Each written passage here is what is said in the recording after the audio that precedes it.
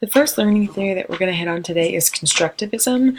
The main idea with this is that learners are learning based off of what they already know. So it's more subjective theory. You take an idea and you build upon it based on what you have learned in the past. There's many contributors, one being John Dewey, along with many others. But yes, the main idea is that you learn based on what you already know. The second theory is the cognitive load theory. So this basically says that there's a way to utilize long-term storage and reduce cognitive load. There's three different types: extraneous, intrinsic, and germane.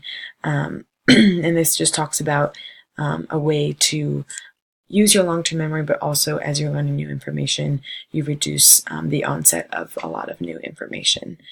And then the third learning theory is the multimedia theory.